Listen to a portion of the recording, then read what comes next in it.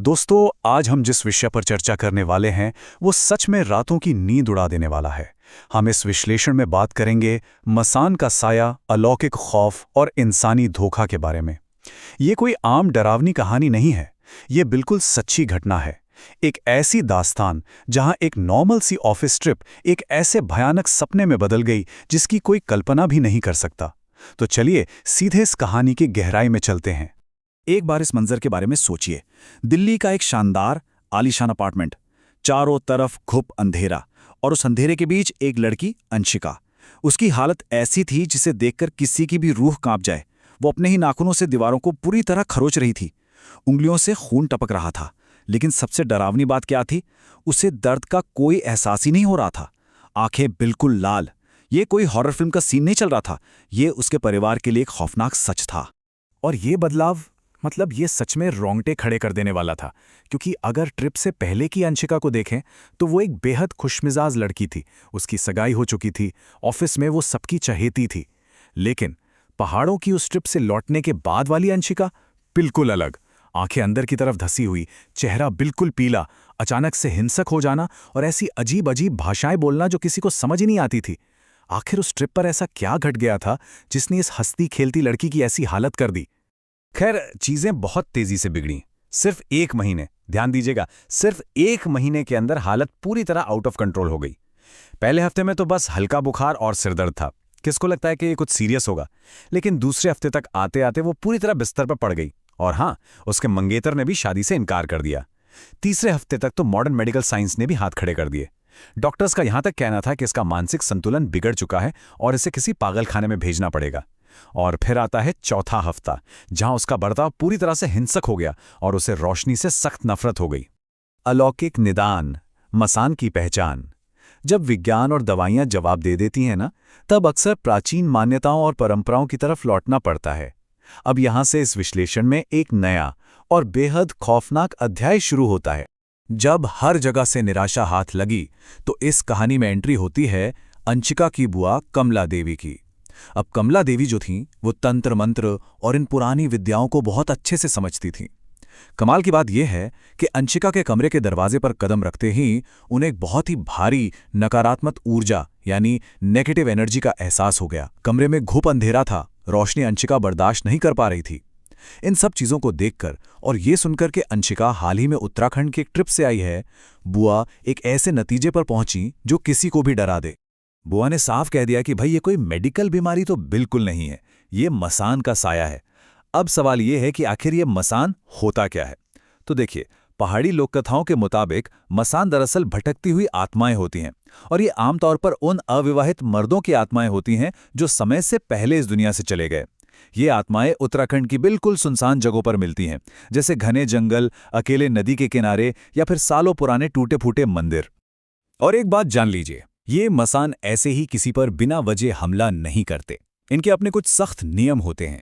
अगर कोई गलती से भी इनके इलाके में चला जाए, वहां तेज शोर मचाकर इनकी शांति भंग करे, तो बस समझ लीजिए मसान उसे अपनी पकड़ में ले लेता है। ये अपने इलाके का अपमान बिल्कुल बर्दाश्त नहीं करते। तो ये बात तो बिल्कुल क्लियर हो चुकी थी कि उस ऑफिस ट्रिप के दौरान अंशिका से इनके इलाके में जाने अनजाने में कोई बहुत बड़ी चूक जरूर हुई थी। चमोली का खौफनाक सफर। मसान का नाम सुनते ही पूरे परिवार के होश उड़ गए। दहशत का माहौल था। अब अंशिका को बचाने का सिर्फ और सिर्फ एक ही रास्ता बचा था। परिवार को उसी जगह वापस लौटना था जहां से ये पूरा सिलसिला शुरू हुआ था। अब जरा इस सफर के बारे में सोचिए। दिल्ली से उत्तराखंड तक का वो सफर किसी बुरे सपने से कम नहीं था। पूरे रास्ते अंशिका अजीब अजीब डरावनी आवाजें निकालती रहीं। कभी वो जोरों से हंसती तो कभी बुरी तरह चीखने लगती। और सबसे डरावनी बात, वो कार की खिड़कियां तोड़ने की कोशिश कर रही थी और बार बार एक ही बात फुसफुसा रही थी, वो मुझसे नाराज है, वो मुझे अपने साथ ले जाएगा। मतलब सच में उस वक्त उस लड़की का अपने ही शरीर और दिमाग पर रत्ती भर भी कंट्रोल नहीं था। कोई और ही उसके अंदर से बोल रहा था। डर और खौफ से भरे उस लंबे सफर के बाद आखिरकार परिवार चमोली के उन घने जंगलों में छिपे एक प्राचीन मंदिर तक पहुंचा। लेकिन ये कोई आम शांत मंदिर नहीं था। यहां की हवा में ही एक अजीब सी ठंडक थी, एक भारीपन था। आसपास के पेड़ों से ऐसी आवाजें आ रही थीं जैसे कोई कान में फुसफुसा रहा हो। और इन सबसे भी बुरी चीज थी वहां की बदबू। वहां हवा में सड़े हुए मांस की ऐसी तेज गंध थी जो उस जगह की भयानकता को कई गुना और बढ़ा रही थी। रोंगटे खड़े कर देने वाला झाड़ फूक और अनुष्ठान। हम अब इस विश्लेषण के सबसे खास और खौफनाक हिस्से में आ गए हैं, जहां उस अलौकिक शक्ति यानी मसान से बिल्कुल आमना सामना होने वाला था। उस मंदिर में एक बेहद अनुभवी ज्ञानी बाबा रहते थे। उन्होंने अंशिका पर एक नजर डाली और तुरंत समझ गए। उन्होंने बताया कि यह कोई साधारण साया नहीं है, बल्कि एक बेहद ताकतवर अविवाहित पुरुष मसान का साया है जो बहुत सालों से भटक रहा है। और फिर उन्होंने परिवार को एक ऐसी बात बताई जिससे उनके पैरों तले जमीन खिसक गई। इस मसान से छुटकारा पाने का सिर्फ एक ही तरीका था, खून की बलि। बाबा ने बिल्कुल साफ शब्दों में कह दिया था कि अगर मसान खुश नहीं हुआ तो लड़की की जान किसी भी हाल में नहीं बचेगी। सोचा जा सकता है परिवार पर उस वक्त क्या बीत रही होगी। तो आखिर ये बाबा का खतरनाक अनुष्ठान था क्या? ये मंदिर वाली कोई आम आरती तो थी नहीं। सबसे पहले बाबा ने अंशिका को हवन कुंड के पास बिठाया और बहुत ही जोर जोर से कुछ खास तांत्रिक मंत्रों का उच्चारण शुरू किया। प्लान यह था कि मंत्रों की ताकत से मसान को बांधा जाए। इसके बाद मसान के सामने कच्चा लाल मांस और मदिरा यानी शराब का बड़ा चढ़ावा रखा गया। तरीका यह था कि जैसे ही मसान उस बलि को खाएगा, उसकी सदियों की भूख शांत होगी और उसे उस लड़की का शरीर छोड़कर जाना ही पड़ेगा। पर दोस्तों, ये प्रोसेस जितना सुनने में सीधा लग रहा है, असल में उतना ही ज्यादा जानलेवा और रिस्की था। इस पूरे प्रोसेस के दौरान वो मसान बाबा का मजाक उड़ा रहा था। बार बार हंसकर कह रहा था कि वो तो उस लड़की को अपने साथ ही ले जाएगा। तभी बाबा ने मांस और मदिरा से भरी वो थाली मंगवाई। थाली देखते ही उस शैतानी साय की लालसा जाग उठी। तब बाबा ने अपनी पूरी आवाज में गरजते हुए उससे कहा, मैं तुझे ये मांस और मदिरा केवल एक ही शर्त पर दे सकता हूं, जब तू इस लड़की के शरीर को छोड़कर चला जाएगा। ये बेसिकली एक बार्गेन था, एक सौदा, जहां एक छोटी सी गलती का मतलब था सीधे मौत। और फिर जो हुआ वो सच में रूह कंपा देने वाला था। मसान के कब्जे में जो अंशिका थी, उसने झपटकर वो थाली अपनी तरफ खींची और दोनों हाथों से उस कच्चे लाल मांस को नोच नोच कर खाने लगी। वो बिल्कुल जानवरों की तरह खा रही थी, जैसे सदियों से भूखी हो। वो मंजर जितना विभत्स और डरावना था, उसका नतीजा उतना ही चमत्कारी निकला। पूरा मांस खाते ही वो अचानक बेहोश होकर वहीं गिर पड़ी। कुछ देर बाद जब बाबा ने उसके चेहरे पर पवित्र जल छिड़का तो वो होश में आई। वो डर से कांप जरूर रही थी, पर उसकी आंखों में अब शांति थी। वो शैतानी साया हमेशा के लिए उसके अंदर से जा चुका था। असली इंसानी खलनायक का पर्दाफाश। अब शायद लग रहा होगा कि चलो बच्चे की जान बच गई, कहानी खत्म।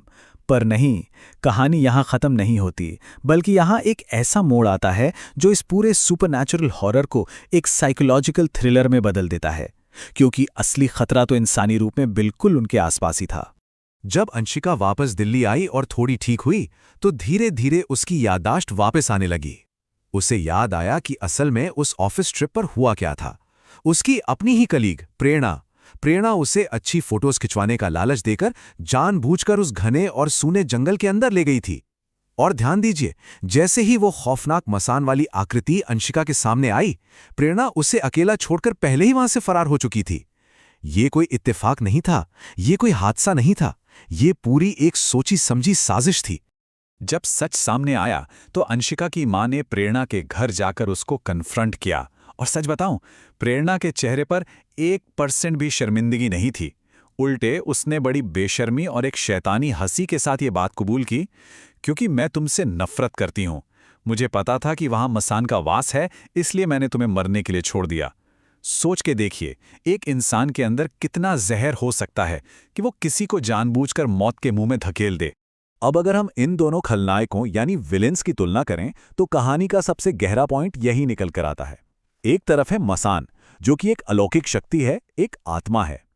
वो हमला क्यों करता है? अपने इलाके की रक्षा के लिए, क्योंकि वो उसका नेचर है, उसका रूल है। लेकिन दूसरी तरफ है प्रेरणा, एक इंसान। उसका मोटिव क्या था? ऑफिस में अंशिका की पॉपुलैरिटी से जलन, और उस पर से किसी अर्जुन नाम के लड़के ने प्रेरणा की जगह अंशिका को पसंद कर लिया था। मतलब सिर्फ इस छोटी सी इंसानी जलन और ईर्ष्या के चलते उसने मर्डर तक की साजिश रच डाली। हैरत अंगेज है ना? प्रेरणा को एक्चुअली इस बात का बहुत घमंड था कि भारतीय कानून में भूत ने हमला किया ऐसी कोई धारा तो होती नहीं है, तो उसे लगा कि उसे कौन ही पकड़ लेगा। लेकिन प्रेरणा को ये नहीं पता था कि अंशिका ने बड़ी चतुराई से उसकी वो पूरी धमकी और कबूलनामा अपने फ़ोन में रिकॉर्ड कर लिया था। वो ऑडियो रिकॉर्डिंग सीधे मैनेजमेंट की डेस्क पे पहुंची और जाहिर सी बात है, प्रेरणा को तुरंत नौकरी से निकाल दिया गया। देखिए, अंशिका फिजिकली तो ठीक हो गई थी, लेकिन अपनी ही दोस्त से मिले इस धोखे ने उसके दिमाग पर ऐसे घाव छोड़ दिए जो शायद ही कभी भरेंगे। इन सब बातों पर गौर करने के बाद एक आखिरी सवाल पर विचार करना बहुत जरूरी है। सच में ज्यादा खौफनाक क्या है? क्या वो एक अनजान, अशांत, अलौकिक साया है जो जंगल के किसी अंधेरे कोने में बैठा है और अपने नियमों के हिसाब से चलता है, या फिर कोई अपना ही ईर्ष्यालु दोस्त जो हंसते हंसते एक साजिश के तहत किसी को मौत के हवाले कर दे? इंसान के अंदर छिपा हुआ ये अंधेरा शायद इस दुनिया के किसी भी मसान से कहीं ज्यादा खतरनाक है।